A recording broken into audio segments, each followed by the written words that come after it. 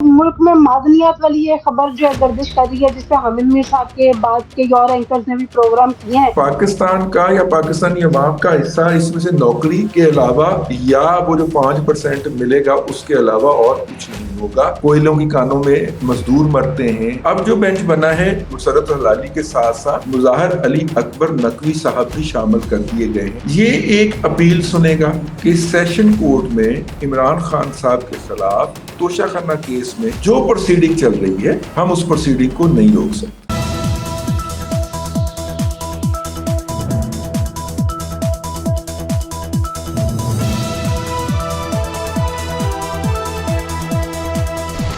अस्सलाम वालेकुम नाज़रीन, प्रोग्राम बात से बात के साथ मैं हूं आपकी मेजबान नफीसा और मेरे साथ मौजूद है मुल्क के नामवर तजियाकार रिजवान रजी साहब। अस्सलाम वालेकुम सर। जी वालेकुम अस्सलाम। सर, लगता है कि जो मुल्क में मादनियात वाली ये खबर जो है गर्दिश कर रही है, जिसपे हामिद मीर साहब के बाद के और एंकर्स ने भी प्रोग्राम किए हैं, लगता है वो उस खबर में काफी हद तक सच्चाई है, क्योंकि आज जो कॉन्फ्रेंस हुई और जिसमें हमारे वजीर आजम और आर्मी चीफ ने खिताब भी किया, तो अब आपको क्या लगता है कि ये मादनियात मुल्क की जो इकोनॉमिक सूरत हाल है उसमें किस हद तक अपना रोल प्ले कर सकेंगी? कोई बेहतरी आएगी, नहीं आएगी, या क्या होगा? देखिए, पहली बात तो ये है कि पहले मैं आपको एक बात अर्ज कर दूं कि ये मादनियात जो हैं जिनके अंदर सोना है या चांदी है या प्लाटिनम है, ये इतने महंगे क्यों हैं?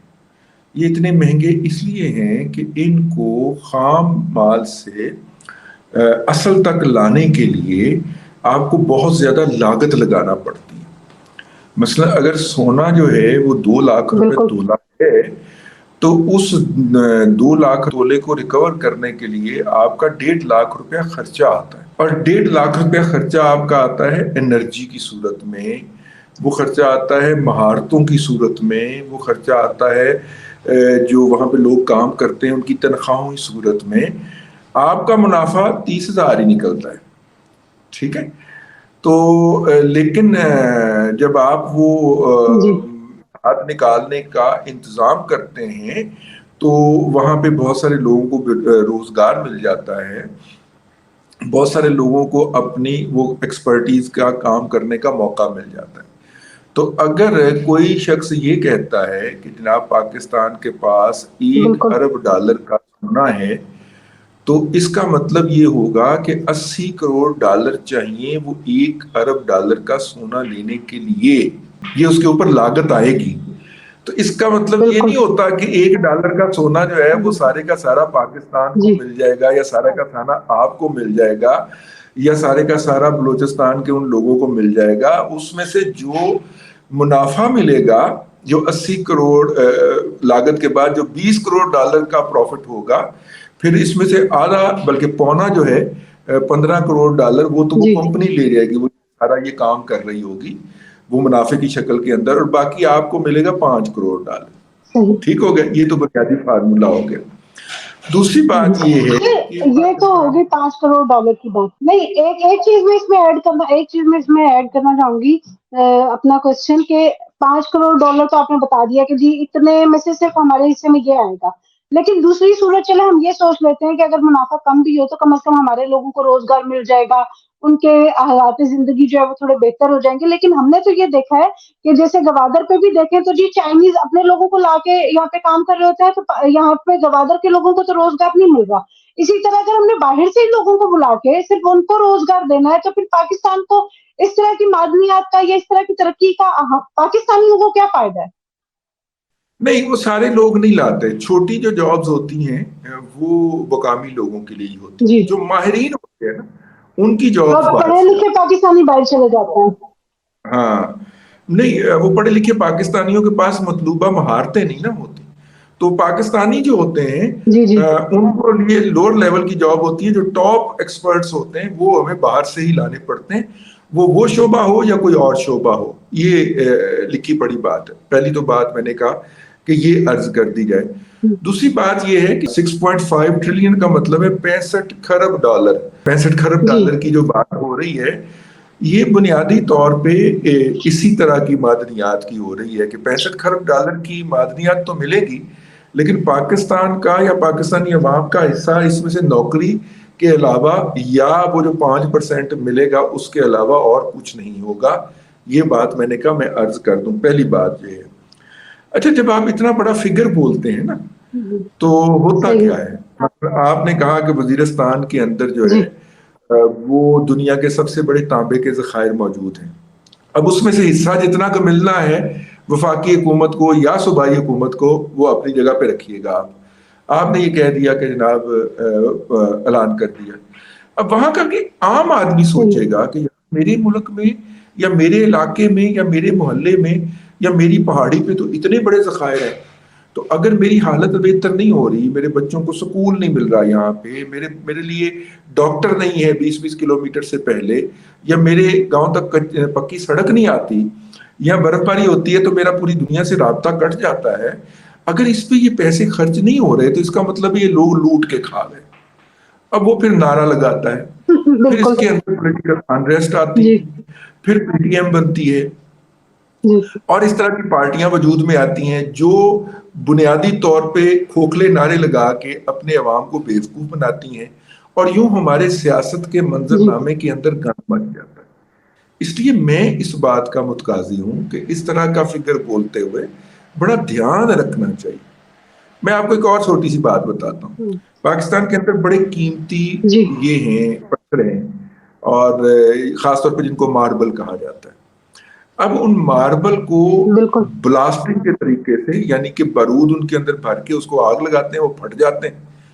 اس کے طریقے سے جب آپ ان کو نکالنے کی کوشش کرتے ہیں تو اس کے نتیجے میں وہ 60 سے 80% ضائع ہو جاتا. اگر آپ لیٹسٹ کوئریز کا جو ہوتا ہے, جو لیزر کٹنگ کرتے ہیں اور بالکل پرفیکٹ قسم کے بڑے جی بڑے ڈلے نکالتے ہیں, وہ کوئری لگائیں. اب ایک کوئری لگنے کے اوپر ملینز آف ڈالر سرمایہ کاری لگتی ہے, اور اس کوئری کو چلانے کے لیے فیول چاہیے ہوتا ہے. بالکل. وہ جن کو ٹھیکہ ملتا ہے وہ یہ فیول بھی بچاتے ہیں, اور کوئری کو چلانے کے لیے پھر ماہر بندے بھی چاہیے جو پھر تنخواہ بھی پوری لیں گے, لاکھوں میں تنخواہ لیں گے.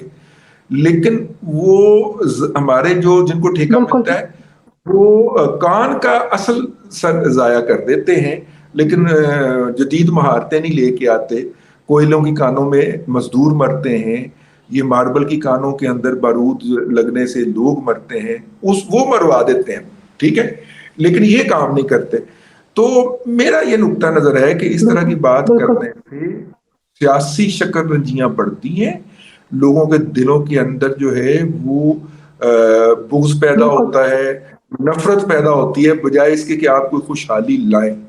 اور آخر میں جو تھوڑے بہت پیسے ہمیں ملنے ہوتے ہیں وہ پیسے جو ہوتے ہیں وہ صوبائی حکومتوں کے علل و تللوں میں لگ جاتے ہیں, اور اوپر سے پھر آپ 20 روپے لیٹر جب قیمت بڑھاتے ہیں جیسے آج اسحاق ڈار بالکل. صاحب نے پڑھا, تو پھر لوگوں کو یاد آ جاتا ہے, اور پھر لوگ گالیاں دیتے ہیں, وہ اپنا پولیٹیکل آؤٹ برسٹ کرتے ہیں, اور سیاسی منظرنامے کے اندر انریسٹ کے موجب بنتے ہیں.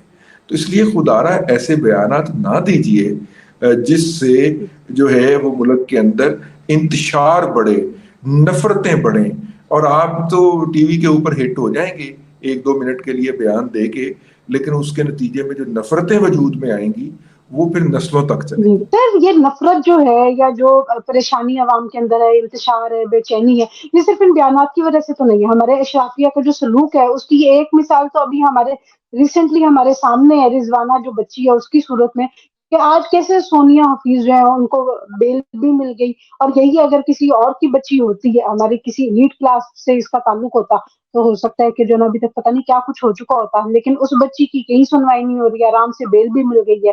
تو جب یہ حال ہوگا تو پھر لوگوں کے, عوام کے دلوں میں انتشار اور بے چینی تو ہوگی, نفرت بھی ہوگی. بالکل. اور وہ جو رضوانہ ہے وہ بیچاری معصوم ہے, اس پہ تشدد جس نے بھی کیا ہے, یہ خاتون کہتی ہے میں نے تو نہیں کیا, اور میرے گھر سے تو وہ چل لیکن ان کے کے گھر گئی میں تو ہوا ہے.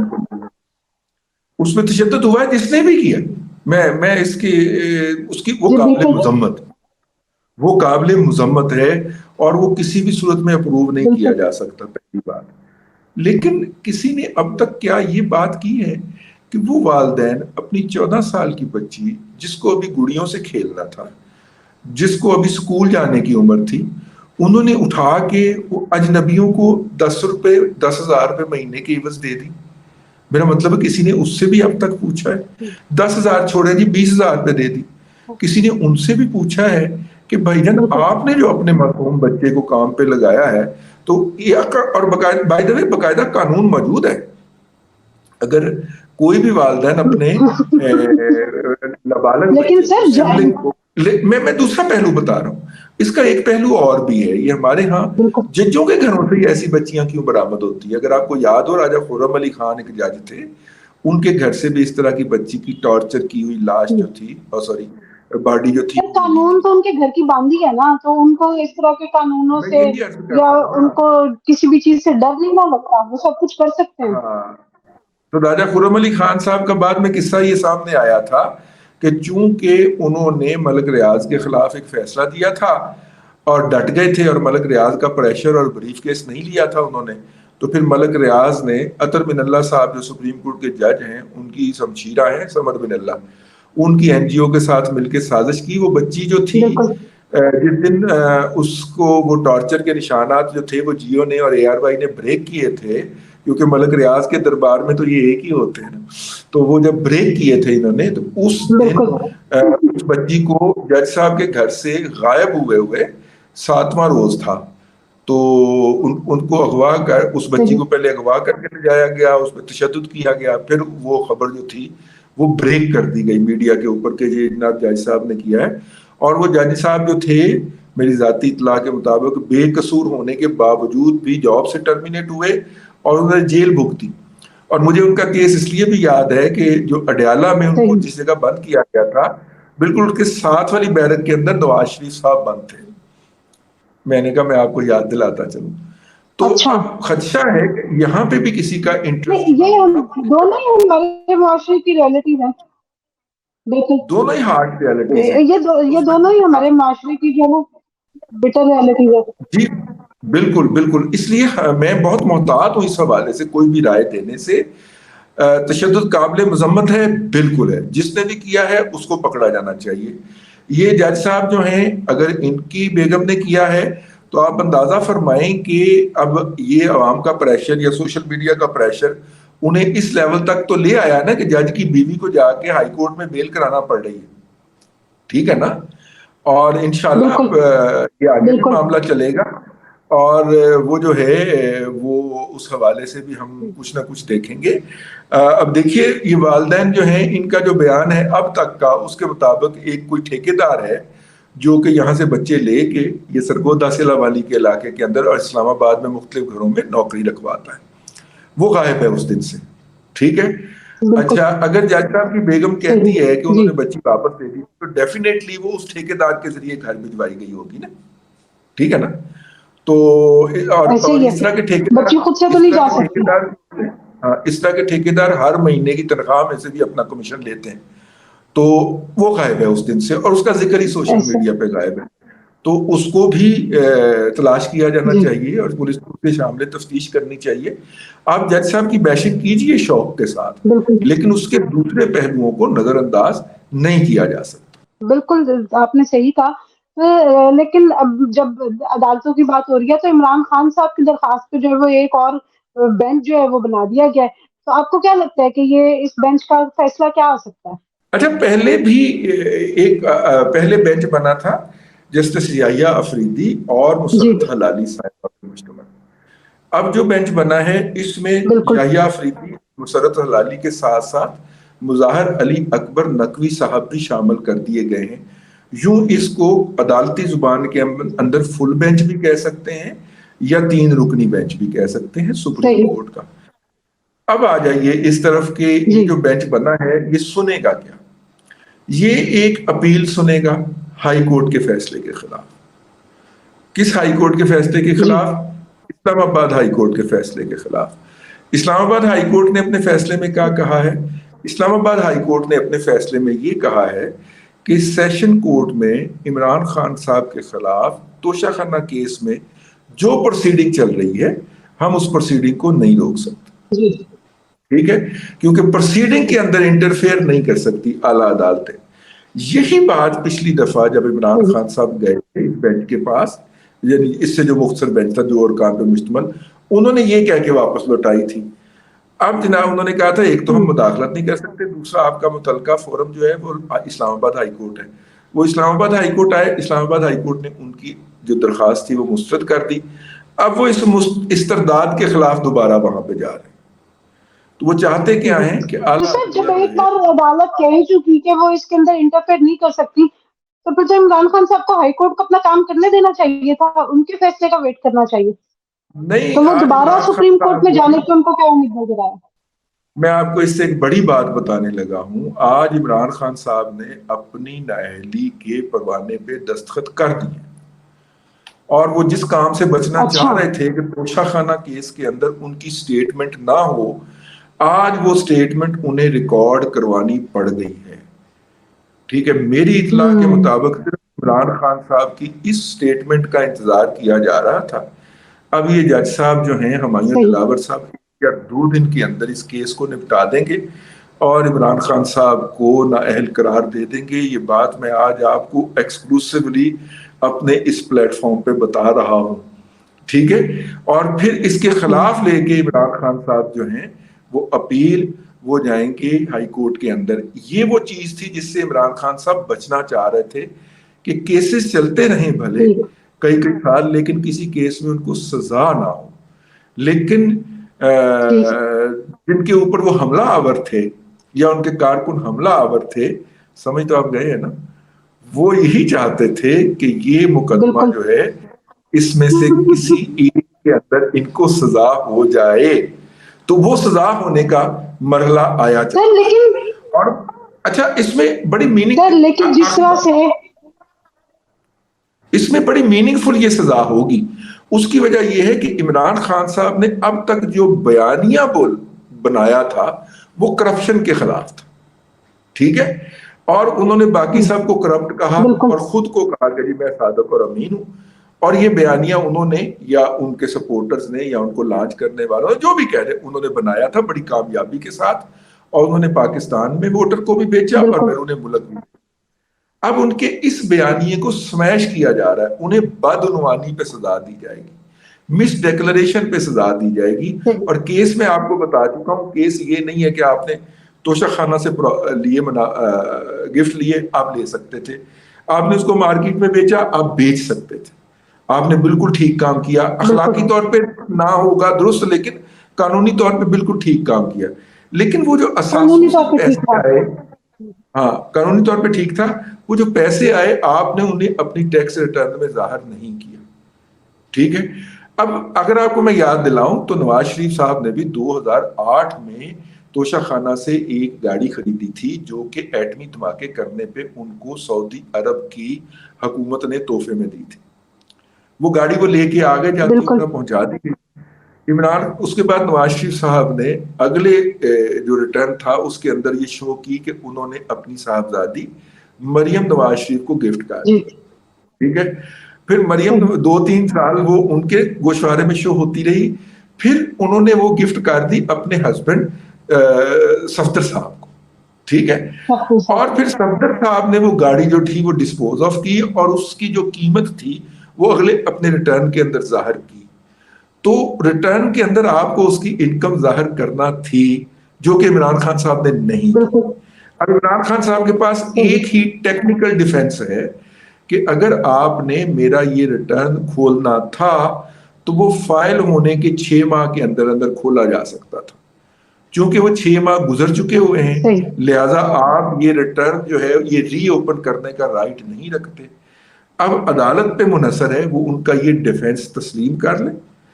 اور اس طرح کا ایک ڈیفنس جو ہے عدالت سپریم کورٹ جسٹس قاضی فائز عیسیٰ صاحب کی سربراہی میں بننے والا بینچ حدیبیہ کیس کے اندر، حدیبیہ پیپر مل کے کیس کے اندر نواز شریف کا قبول کر چکی ہے. کیونکہ نواز شریف صاحب کے خلاف حدیبیہ پیپر میں ایک اپیل 10 سال بعد جب سپریم کورٹ کے سامنے گئی تھی تو انہوں نے کہا تھا کہ جی آپ یہ اپیل آپ کو اب یاد آئی ہے جو کہ آپ کو فیصلے کے 6 ماہ کے اندر کرنی چاہیے تھی، اٹھا لو یہاں سے اپنی درخواست. تو انہوں نے وہ اڑا دی تھی. تو ٹیکنیکل بنیاد کے اوپر ریلیف ملنے کی ایک مثال نواز شریف صاحب کو حدیبیہ کے اندر موجود ہے. اگر عدالت یہ والا پوائنٹ کنسیڈر کرے گی تو عمران خان صاحب بچ جائیں گے، لیکن اس کے امکانات مجھے ذاتی طور پہ کم نظر آتے ہیں کیونکہ اس وقت سارا ماحول اور سارا کچھ جو ہے وہ عمران خان صاحب کے खिलाफ हुआ हो। जी नाज़रीन, तो आपने रिजवान रज़ी साहब का एनालिसिस सुना। मेरे ख्याल उसके बाद मेरे कहने के लिए कुछ बाकी नहीं रहता। उन्होंने पूरी सिचुएशन का जो है वो खुलासा कर दिया है कि नाअहली की तलवार जो है ना वो इमरान खान साहब की गर्दन पे बस गिरने वाली है। वो बच भी सकते हैं और उनके ऊपर तलवार गिर भी सकती है। अब ये बस कुछ लोगों के या कुछ इदारों के हाथ में है कि वो उनके साथ क्या सलूक करना चाहते हैं। आइंदा जो भी सलूक होगा वो तो हम रिजवान रज़ी साहब की ज़ुबानी आपको सुनवाते रहेंगे। आज के व्लॉग के लिए इतना ही। वीडियो आपको पसंद आई हो तो लाइक और शेयर ज़रूर कीजिएगा। कमेंट सेक्शन में हमें अपनी राय देना मत भूलिएगा। अंटिल द नेक्स्ट टाइम, अल्लाह हाफ़िज़।